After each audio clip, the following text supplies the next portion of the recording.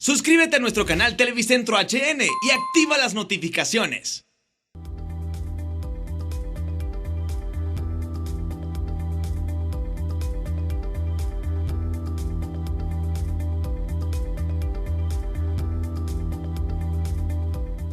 Buenas noches, bienvenidos al banquillo. Les saludamos a través de TSI. Les recordamos que ahora también estamos a través de HRN, La Voz de Honduras. Hoy hablamos de la conservación de la fauna en nuestro país y de animales que son mito. Los murciélagos, los vampiros. David Mejía Quintanilla, especialista en conservación de mamíferos y de mucha biodiversidad en nuestro país. ¿Qué tal está? Buenas noches, bienvenido. Buenas noches, que aquí estamos, pues gracias por invitarnos al programa. Para nosotros como organización que trabaja en conservación de biodiversidad en el país, pues es un honor que nos abran este espacio, ¿verdad? Y hablar sobre la biodiversidad y en especial sobre los murciélagos.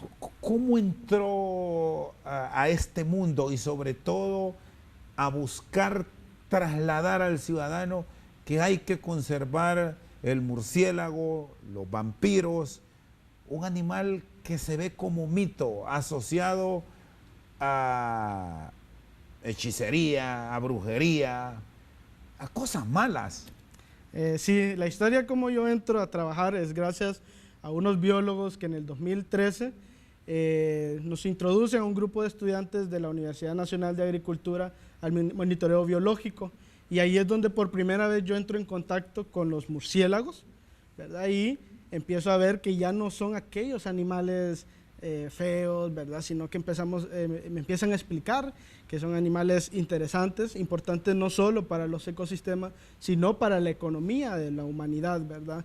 Entonces, es aquí donde empiezo yo a interesarme en estos animales, y cuando voy a estudiar a Costa Rica junto con Bernal Rodríguez, uno de los especialistas a nivel mundial de murciélagos, me termina de como amarrar a los murciélagos. Lo terminó convenciendo que había que entrar en ese mundo. Así es, entonces ahí es donde ya pues regreso a Honduras y me ofrecen como coordinar el programa a nivel nacional de conservación de murciélagos de Honduras. Es decir, no es una pasión de niño, porque de pronto ahí hay temor a verlos. Exactamente, al inicio yo era como cualquier ciudadano que tenía miedo a los murciélagos, pero ahí es donde uno se da cuenta que lo desconocido es lo que realmente nos da miedo, pero cuando empezamos a conocerlos ya no nos da miedo y eliminamos esos estigmas o esos miedos, ¿verdad? Arraigados obviamente por estos mitos que nos transmiten nuestros padres o nuestros ancestros. ¿Cuánto tiempo tiene ya de estar en ese mundo? De trabajar con murciélagos en específico son alrededor de 5 años. ¿Y las experiencias han sido todas positivas o ha encontrado algunos escenarios que le han generado inquietud?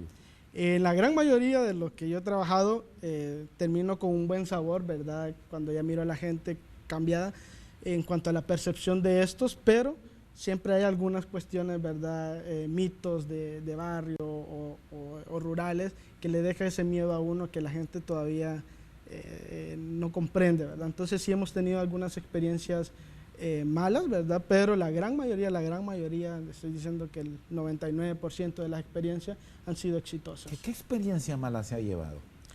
Principalmente que después del proceso de educación que aplica el programa, la gente sigue teniendo ese temor y sigue matando, por ejemplo, a los murciélagos, confundiéndolos todos con vampiros, ¿verdad? Cuando la diversidad de murciélagos en Honduras pues es superior, ¿verdad?, a otros países de aquí de Centroamérica, y vampiros son realmente la minoría, ni siquiera son el 0.9% de la diversidad que tenemos en Honduras.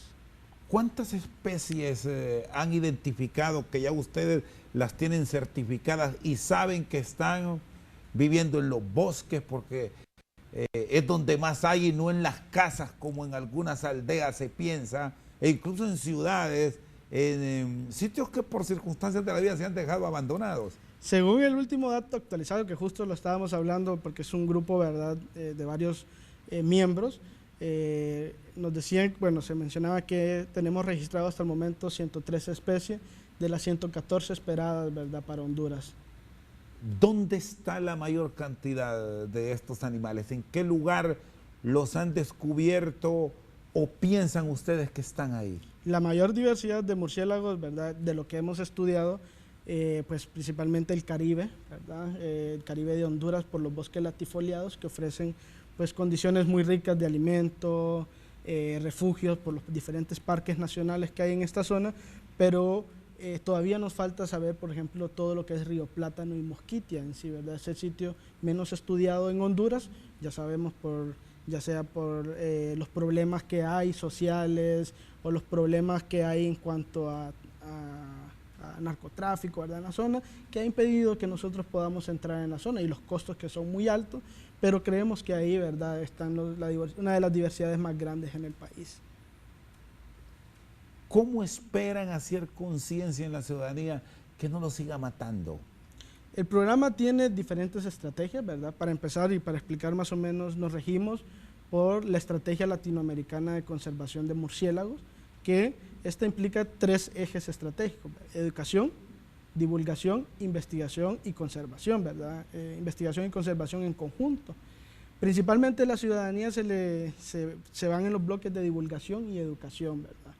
¿Qué hacemos nosotros? Entonces, para la parte de educación, vamos a los sitios, ¿verdad?, en conjunto con otras organizaciones, y le voy a hablar del caso específico ahorita en Mapance, en Gracias Lempira, en donde vamos a tener el segundo conteo de murciélagos, en donde llega gente civil. Ahí es un evento libre, gratuito, ¿verdad?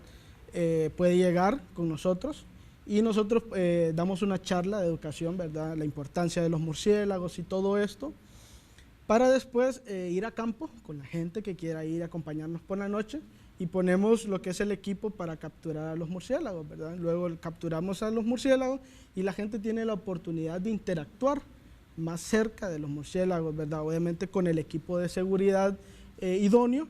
Entonces esta gente puede tocar el murciélago, puede tomarse una fotografía si el murciélago no es delicado, porque todo eso lo evaluamos como expertos. Si el murciélago está tranquilo, ¿verdad? Hay murciélagos que son muy impacientes y agresivos, entonces esos no se dejan manipular por la gente. Entonces todo eso, y la gente, al estar en contacto con los murciélagos, ya comienza a tener otra idea de los murciélagos. Y luego por las redes sociales, en la parte de divulgación y en la página web del programa, pues publicamos siempre artículos de importancia de los murciélagos. La hora ideal para el estudio, para saber más de este, que es, por cierto, el único mamífero que vuela en el mundo. Así es. ¿Cuál es el tiempo ideal? El tiempo ideal, ¿verdad? La hora principalmente es, el equipo se instala a las 4 o 5 de la tarde, cuando ya empieza a caer el sol, ¿verdad? Entonces, para ya tipo 6, empezar con el proceso de captura de los murciélagos y grabación, ¿verdad? Porque también grabamos el sonido. La mayoría de la gente sabe que el murciélago usa como un tipo de radar, ¿verdad? La ecolocalización, que se le llama. ¿Son ciegos? No son ciegos los murciélagos, ¿verdad? Ellos miran perfectamente, ¿verdad? Lo que pasa es que por su hábito nocturno prefieren utilizar lo que es la navegación por ecolocalización. ¿Cómo controlan las capturas en zonas boscosas? ¿Cómo realizan todo este trabajo, David? Ok, es un equipo, bueno, un trabajo en equipo, ¿verdad? Aproximadamente 4 personas están involucradas. Se instalan equipos especiales que se llaman redes de captura, redes nieblas de captura, ¿verdad? Que son como un trasmayo, imagínense un trasmayo para pesca. Entonces se instalan en pasajes dentro del bosque, porque los murciélagos no vuelan dentro del bosque, sino que utilizan los senderos de la gente, ¿verdad? Algunas áreas abiertas. Entonces uno coloca las redes en esas zonas y el murciélago viene en el vuelo, como el hilo es tan fino, ¿verdad? Entonces no lo detecta y cae en la red, ¿verdad? Una vez que cae en la red, se procede a retirarlo con un guante de cuero para evitar la mordida, ¿verdad? Y retirar el murciélago. Una vez con el murciélago fuera, ¿verdad? Se verifica que no tenga ningún daño y se mide, ¿verdad? Se identifica qué especie es, se recogen muestras de heces para saber las semillas que están dispersando, y una vez que ya se ha tomado todas las medidas, identificación, se toman algunas cuantas fotografías y se liberan. ¿Cuál es el murciélago más raro o vampiro que han ustedes capturado y que han estudiado, David? Ok, el murciélago, los más raros que me ha tocado en particular a mí, pues es uno de los más grandes de América, bueno, el más grande de América, que es el falso vampiro, que se le conoce, que tiene alrededor de 1 metro o puede ser un poco más grande, de punta a punta de la ala. Se ¿verdad? mide de punta a punta en la ala. Sí, ¿verdad? Por lo general, la medida que se toma es el antebrazo, ¿verdad? Es la medida que se utiliza para diferenciar entre las especies como la más importante, pero hay otras características. Este murciélago, un falso vampiro, se alimenta principalmente de frutas, ¿verdad? Algunas lagartijas, serpientes pequeñas pueden comer a veces, ¿verdad? Entonces, pero la gente le tiene miedo, obviamente, porque por la noche no lo miran, es grande, ¿verdad? Ver una cosa grande volando en la noche puede generar temor, ¿verdad? Asusta. Asusta, exactamente. Ahí viene la asociación a muchas cosas malas que se dicen de los vampiros y los murciélagos. Así es, ¿verdad? Y realmente los murciélagos, hablando del caso de los vampiros, ¿verdad? Que en Honduras hay 3 especies de vampiro, pero solo una se alimenta de sangre de mamífero. El problema nace cuando Hernán Cortés, ¿verdad? Hay un doctor mexicano, Rodrigo Medellín, que también es una autoridad a nivel mundial en murciélagos, hizo cuándo empieza la imagen de los murciélagos a verse afectada. ¿Qué pasa? Como el murciélago vampiro es endémico de América, o sea que en Europa, Asia, África no hay vampiros, murciélagos vampiros, cuando viene Hernán Cortés con sus caballos y mira que un animal en la noche llega a alimentarse de la sangre, ¿verdad?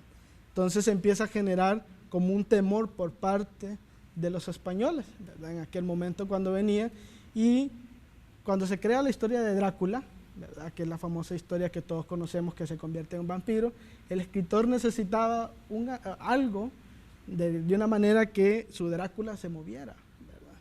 Y en eso leyó los escritos de Hernán Cortés, que hablaba de este animal que llegaba en la noche a succionar la sangre de los caballos, de los españoles. Y entonces ahí es donde viene y coloca al murciélago vampiro como en la transformación de Drácula para moverse. Entonces es bien interesante, es un trabajo que escribió este doctor, ¿verdad? Que se puede encontrar en línea, muy muy interesante, y es ahí donde la imagen del murciélago en general se empieza a como a ser mala, negativa, ¿verdad? Está con nosotros esta noche al banquillo David Mejía Quintanilla, especialista en biodiversidad. Una pausa, en breve continuamos. Yo he estado en cuevas de 60,000 murciélagos y solo siento el roce de las alas, el aire. Los murciélagos tienen una habilidad impresionante para volar. De hecho, hace poco salió un estudio que el murciélago más rápido viaja a 120 kilómetros por hora.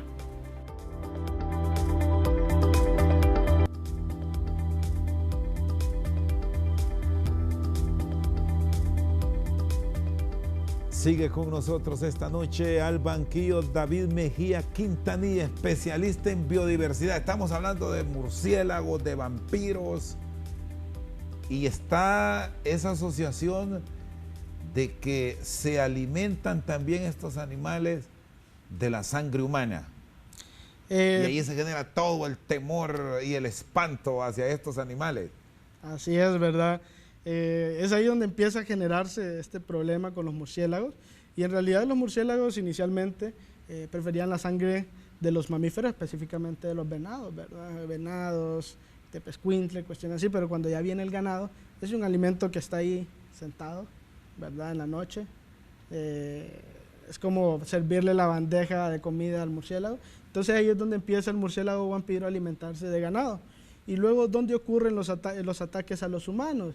Los principales ataques ocurren cuando la gente que maneja ganado, cerdo, gallina, empiezan a dormir junto a estos animales, ¿verdad? Hay gente que por miedo a que le roben su ganado o sus animales, lo aproxima a su vivienda. A su vivienda, ¿verdad? Y entonces el murciélago vampiro tiene termorreceptores, ¿verdad? O sea que capta el calor, ¿verdad? Porque él muerde en las zonas donde generamos más calor, que por lo general son las donde pasan las principales venas, ¿verdad? O las venas que están más expuestas. Entonces el murciélago llega y muerde, ¿verdad? ¿Sitios preferidos? Preferidos son las cuevas, específicamente No, unas... antes de entrar al sitios preferidos en sus víctimas, en la extracción de sangre. Por lo general, muerden en la parte de atrás, en la pierna, en el ganado, por ejemplo. Es donde principalmente muerden, ¿verdad? En el caso de los humanos, realmente es muy... por lo general uno duerme así, ¿verdad? Con la mano por fuera, y es ahí donde el murciélago muerde. Pero le digo, los casos son muy, muy raros, y es cuando existen estas condiciones, ¿verdad? Donde la gente trae... Pero en el ganado, principalmente en la parte trasera de la pata. Ahora, el murciélago y el vampiro lo que hace es lamer, solo rompe. Exactamente, el murciélago lo que hace es con un colmillo, ¿verdad? Hace una incisión, y luego cuando la sangre empieza a salir, empieza a lamer. Esta saliva tiene anticoagulantes que actualmente está siendo estudiada por los mexicanos, porque está considerado como uno de los anticoagulantes más poderosos del mundo, y la están queriendo utilizar para tratar coágulos de sangre, ¿verdad? Trombosis, ¿verdad? Todas estas enfermedades en el cerebro que es generada por los coágulos de sangre, porque esto le da más tiempo a la gente de llegar a un hospital. Entonces se cree que si se logra, ¿cómo se llama?, aislar este anticoagulante, le estaría dando 7 horas adicionales para recibir un tratamiento a estas personas. ¿Qué establecen los estudios de este tipo de mamíferos voladores en cuanto a su duración? De vida. En vida. Ahí depende mucho del tamaño, ¿verdad? Los murciélagos pueden vivir 3, ¿verdad?, años, las especies más pequeñas, pero pueden tener vidas un poco más longevas, ¿verdad?, bastantes años. Entonces ahí depende mucho de la especie que estemos hablando, ¿verdad? El Vampiron spectrum o el falso vampiro, que es de tamaño grande, puede vivir más de 30 años fácilmente, ¿verdad? Pero ahí depende mucho de la especie que vayamos a estudiar. Me decía que los sitios preferidos son las cuevas. Son las cuevas, ¿verdad? En general los murciélagos son muy versátiles, y la gente lo sabe en cuanto a refugio. Los encontramos en los techos de las casas, ¿verdad? Los podemos encontrar debajo de las palmas, de algunas palmas, en el bosque, o estas palmas de Miami. Por lo general los que duermen en palmas comen frutas, ¿verdad? Son exclusivos comedores de frutas y dispersores de semillas. Pero también pueden vivir en alcantarillas, cuevas, árboles huecos. Por ejemplo, si usted va a la Kennedy, hay varios higos, ¿verdad?, con huecos. Ahí encuentra murciélagos perfectamente, y son murciélagos que se alimentan de fruta y andan dispersando esos higos que dan sombra, y al mismo tiempo, ¿verdad?, refrescan lo que es las zonas urbanas. En el caso de, si hablamos de ecología de murciélagos en el área urbana, ¿verdad?, entonces ellos van dispersando estas semillas. Entonces son muy versátiles. Me dijo que hay 113 especies identificadas en Honduras. Así es. Ya con el estudio que han hecho, David, ¿cuántas de ellas se alimentan de sangre? De estas 113, solo 3, ¿verdad? Solamente 3. 3. Y de estas 3, una es exclusiva de mamíferos y las otras son de aves. Y de estas 2 que se alimentan de sangre de aves, una sí está bien reportada en el país, la otra es un dato de 1800, ¿verdad?, por un estadounidense, pero ahí no se ha vuelto a encontrar desde la fecha, ¿verdad? Pero se encuentra en Nicaragua, Guatemala y El Salvador, por lo tanto se pone como una especie esperada para el país, pero todavía no se ha encontrado desde que se reporta en ese estudio de hace mucho tiempo. No se ha vuelto a reportar. Entonces estamos hablando de 2 certeras, ¿verdad? 2, y una de esas es la que se alimenta de sangre de mamífero, que es la que puede tener posibilidad de atacar a un humano. Ajá, y muy raros casos, ¿verdad?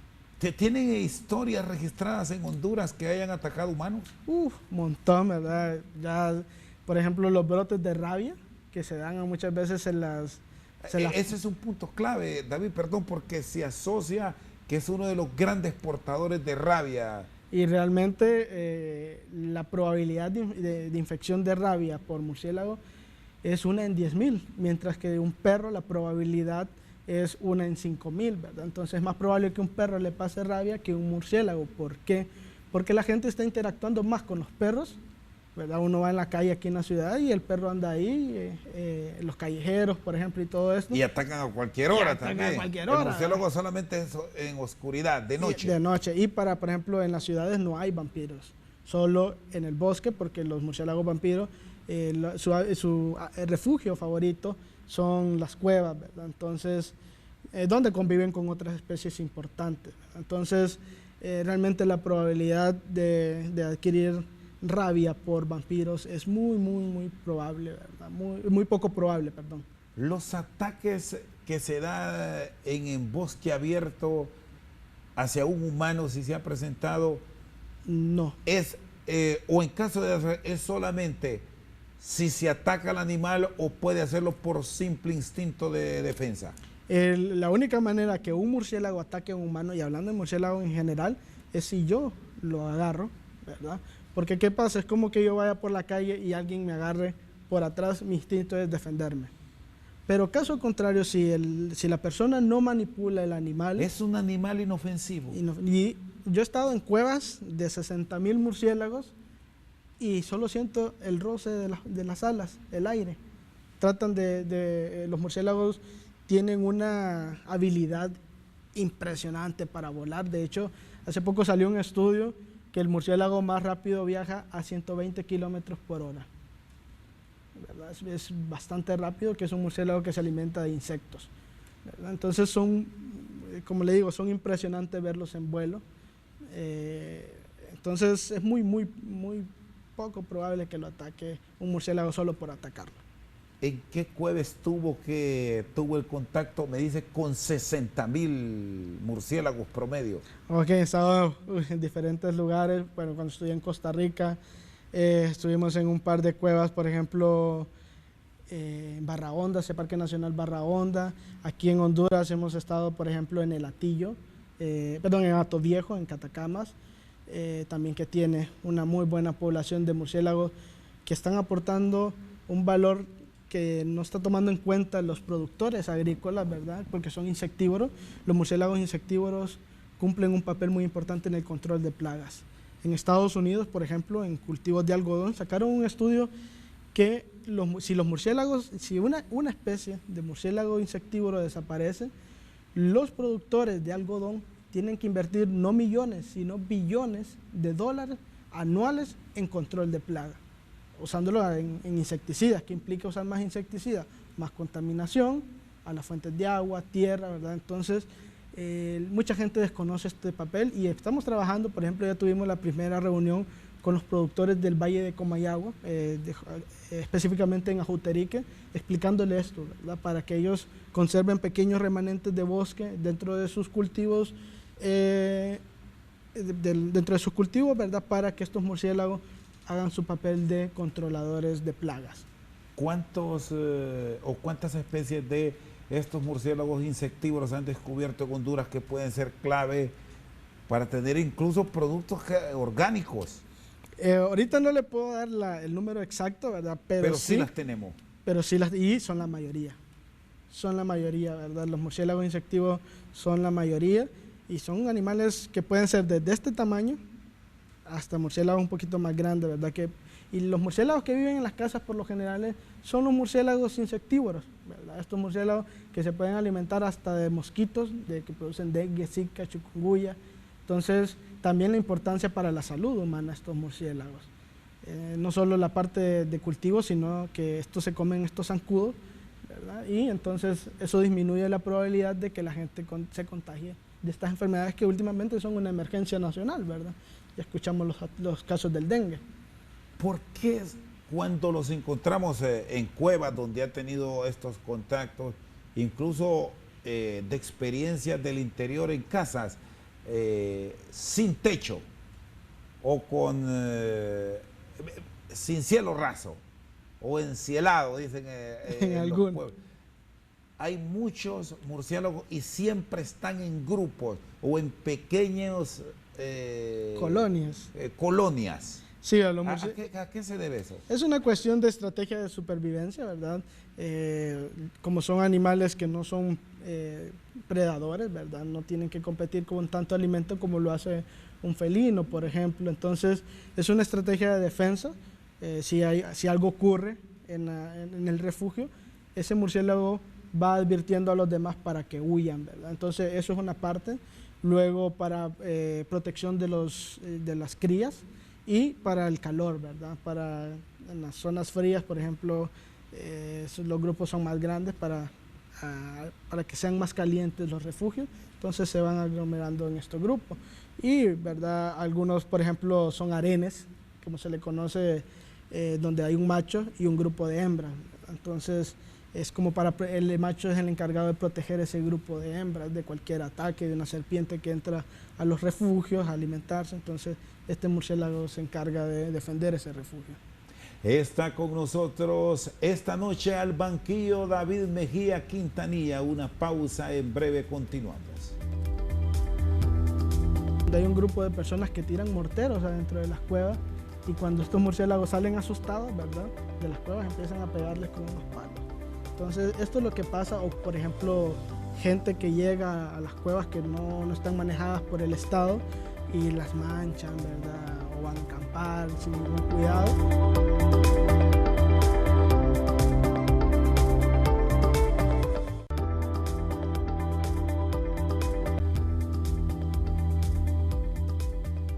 Seguimos al banquillo con David Mejía Quintanilla. Es un especialista en murciélagos y en muchas otras especies en el país. Ya vamos a hablar de eso. ¿Cómo están los trabajos de conservación? Porque ustedes a eso se dedican con un grupo privado. Les apoyan, les respaldan para ampliar, aunque de pronto a muchos no les gusta, la población de murciélagos y vampiros en Honduras. El principal financiamiento que tenemos o el apoyo es alianzas con otras instituciones por lo menos el ICF, ¿verdad? En algunos casos nos ha acompañado, pero principalmente con otras ONG. Por ejemplo, nuestros principales socios es Mapance, Engracias, Lempira. También estamos trabajando con la Universidad Nacional de Agricultura en Olancho, ¿verdad? Con el Jardín Botánico Lancetilla. Allá tenemos a un miembro del programa, ¿verdad?, que trabaja con murciélagos también. ¿Cómo está la reproducción? O sea, estas en cuevas, en bosque, ¿es como ustedes la han planificado o hay que hacer mayor inversión y protegerlos más? Realmente el programa se queda corto a lo que hay que hacer, ¿verdad?, en el país. La reproducción de los murciélagos pueden ser principalmente una vez al año y pueden tener de 1 a 2 crías, ¿verdad?, dado el número de mamas que tiene disponible la hembra, ¿verdad? Entonces, y el cuidado pueden ser de 2 maneras. La hembra siempre anda la cría pegada, ¿verdad?, durante el vuelo, en las noches, cuando están durmiendo, pero la otra es como una especie de guardería, en donde vienen un grupo de hembras, cuidan a todas las crías y otras salen esa noche. La noche siguiente se rotan, ¿verdad? Las que salieron la noche anterior se quedan cuidando las crías y las que no salieron salen ese día, ¿verdad? Entonces se van rotando el cuidado de las crías y, ¿verdad?, el éxito realmente es bastante alto, principalmente cuando el refugio no es intervenido, pero el problema es que la gente le tiene miedo, ¿verdad? Y cuando saben los ve y encuentra el refugio y los mata, quema, ¿verdad? O los incendia. Los incendian principalmente o también la gente que tiene pues ignorancia de los beneficios de los murciélagos. Hay un video en YouTube, ¿verdad?, que se llama Cuevas de San Cristóbal en Danlí, en donde hay un grupo de personas que tiran morteros adentro de las cuevas y cuando estos murciélagos salen asustados, ¿verdad?, de las cuevas empiezan a pegarles con unos palos. Entonces, esto es lo que pasa, o por ejemplo, gente que llega a las cuevas que no están manejadas por el Estado y las manchan, ¿verdad?, o van a acampar sin ningún cuidado. Entonces, todo eso va perturbando estos refugios y los murciélagos van desapareciendo de esa zona y por ende los servicios económicos y ecológicos que brindan a esa zona. Bueno, estábamos hablando mucho de Copán. Ustedes también tienen proyectos de conservación y lo están trabajando, que ha sido exitoso en el occidente y en varios sitios del país, de la Guara Roja. Así es, ¿verdad? Bueno, en cuanto a los proyectos, el programa maneja varias regionales: Occidente, Oriente, Sur-Centro, ¿verdad?, que yo me encargo básicamente del Sur-Centro junto con otro equipo, y el Caribe. Son las 5 sedes que tenemos del programa de conservación de murciélagos, pero aparte, la Fundación también realiza trabajos junto con los indígenas misquitos un proyecto de conservación de guara roja, ¿verdad? Recordemos que la guara roja ha sido extirpada del territorio, casi del todo territorio nacional de Honduras. Héctor Portillo, que es el que inicia con esta iniciativa de las guaras rojas en la Mosquitia, hace 12 años, ¿verdad?, que trabaja en esa zona, y actualmente hay está One Earth Conservation, que es una ONG estadounidense, junto con WCS, que se nos unió este año a trabajar en la conservación de la guara, y realmente el éxito ha sido bastante grande. Actualmente se está manejando más de 500.000 hectáreas de bosque de sabana de pino.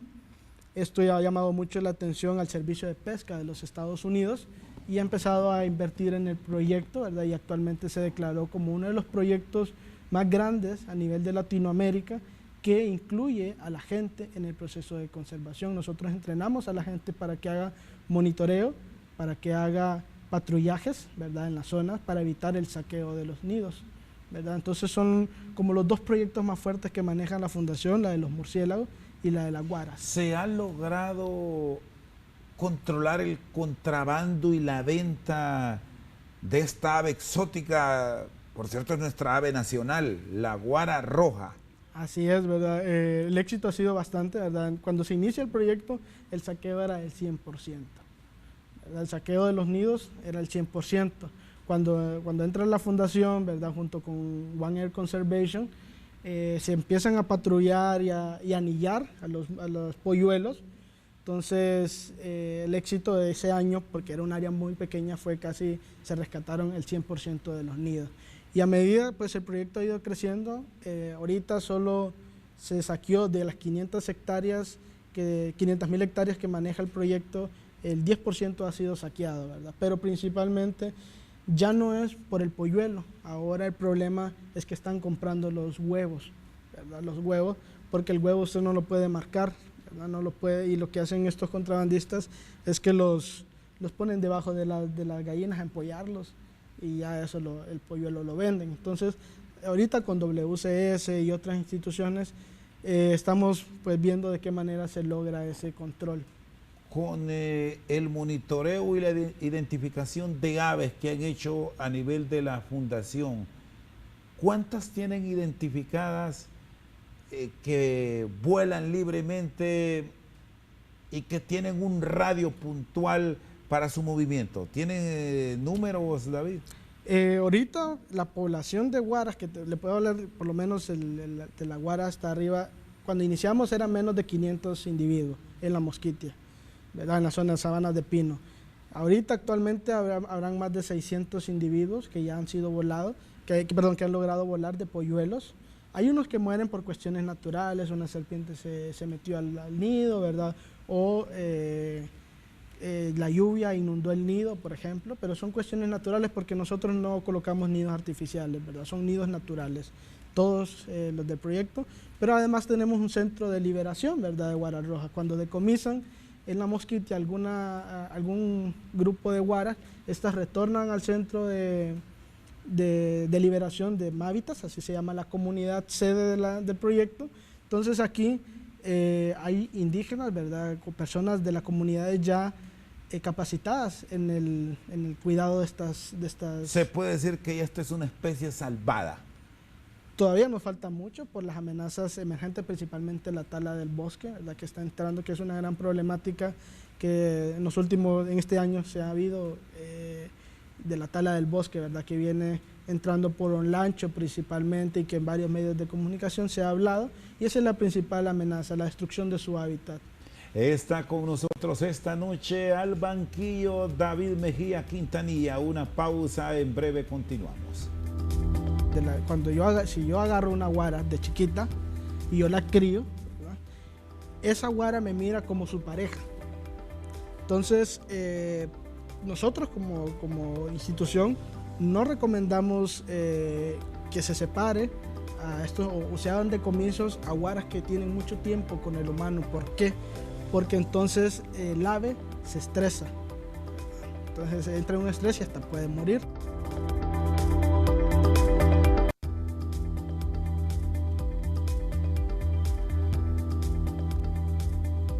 Seguimos al banquillo con David Mejía Quintanilla, especialista en biodiversidad.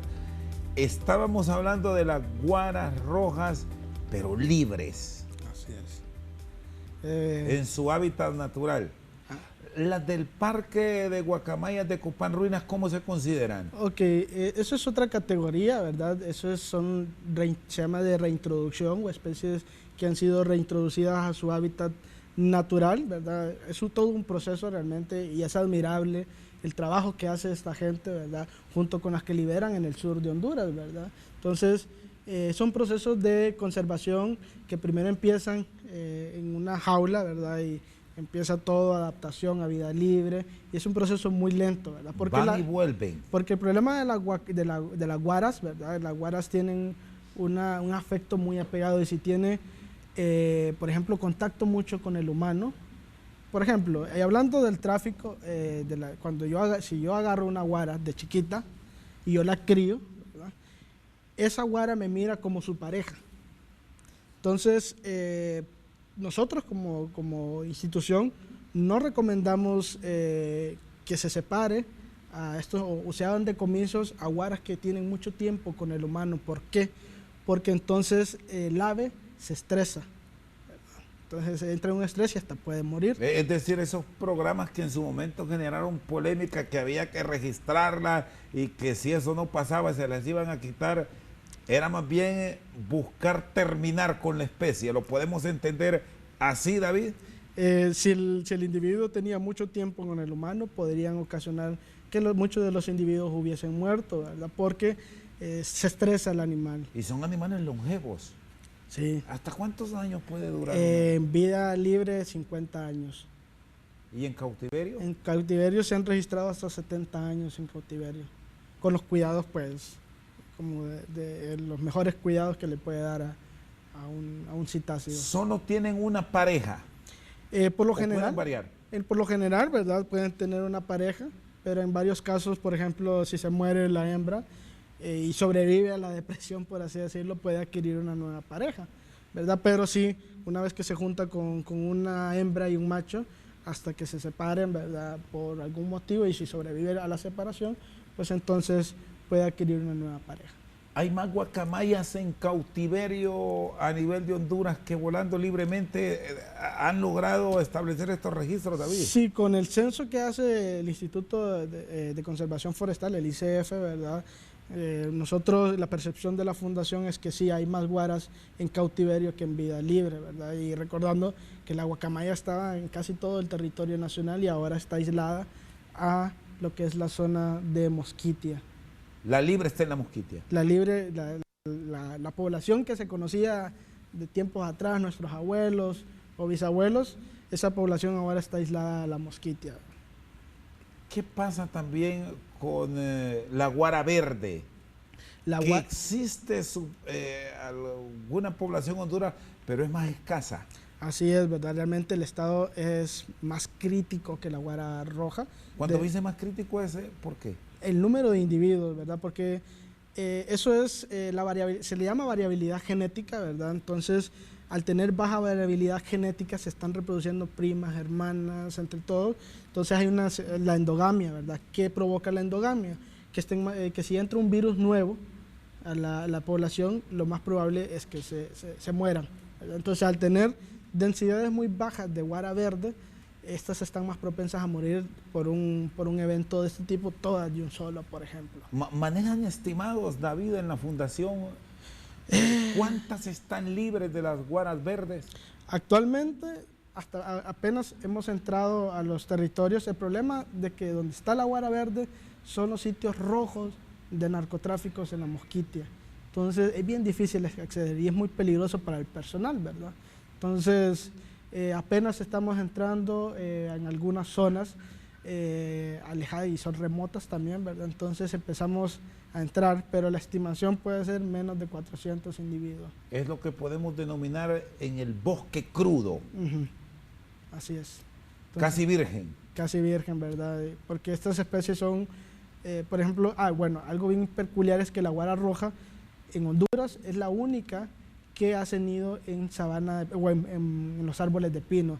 De ahí las guaras rojas de Guatemala, Costa Rica y parte sur de Nicaragua, la hacen en otro tipo de árboles. Solo aquí en Honduras y en la sabana de pino de Nicaragua es donde hacen nidos en los árboles de pino. ¿Se puede lograr la reproducción o bajo qué sistemas estando en cautiverio? Sí se pueden lograr, ¿verdad? Hay muchos programas, bueno, Macao Monta, en el sur también hay un proceso de repoblación de estas especies, entonces sí se puede lograr, pero son estándares como muy altos para poder lograr la... A nivel de un ciudadano particular, no en estos grandes proyectos que sí tienen experimentos y que lo han logrado, mucha ciudadanía tierra adentro tiene una pareja. ¿Es difícil lograr la reproducción? Creo que no. ¿O qué métodos recomiendan ustedes para que se intente conservar la especie? Bueno, realmente es una oportunidad, hablemos de una oportunidad, pero no quiero pecar por decir que agarren más guaras rojas, ¿verdad? Pero las que están por lo menos brindan una oportunidad de que estamos conservando el pool genético de Honduras, ¿verdad? Del gen hondureño. Realmente no se debe alentar a la reproducción porque recuerde que la gente puede combinar junto con especies de Guatemala y eso, pues, sin el estudio idóneo de genética, no es recomendable, ¿verdad?, reproducir y liberar estas especies. Entonces, de hecho, en Honduras se han hablado de varios proyectos de reintroducción y los únicos exitosos hasta el momento, Macao Monta y ese del sur, pero por el rigor científico que tienen detrás, ¿verdad?, para la liberación, sí se podría lograr, ¿verdad?, bajo algunos requerimientos. Se logra en zoológicos, por ejemplo, que no tienen las mejores condiciones como los proyectos estos de liberación, pero sí se puede lograr. ¿Rojo con verde se puede o es difícil? Se puede, pero eso crea un desorden genético. ¿No lo recomiendan No ustedes? se recomienda. Eso se llama hibridación, ¿verdad? Y está ocurriendo un problema en Costa Rica, por ejemplo, en el Pacífico, donde una guara que es híbrida está empezando a contaminar las poblaciones, ¿verdad? Fue un hotel, creo, que trajo unas guaras de otro sitio y estas empiezan a ser como color anaranjado, ¿verdad? Entonces, primero era... ¿Similar a la araucana o no? ¿O nada que ver? Sí, más o menos así, ¿verdad? Que eran un anaranjado, rojizo anaranjado, pero empieza a contaminar las especies nativas de guara en Costa Rica. ¿El azul ya desapareció del mundo? Desapareció en vida libre. En vida libre, solo se mantiene en cautiverio. Así es, y es a lo que apunta Honduras y no se sigue conservando, ¿verdad?, la guara verde y la guara roja en sus territorios. ¿Qué otros animales, David, los tienen a ustedes con la luz roja? ¿Que hay que cuidarlos? ¿Que hay que atendernos? Porque si no, futuras generaciones no los conocerán.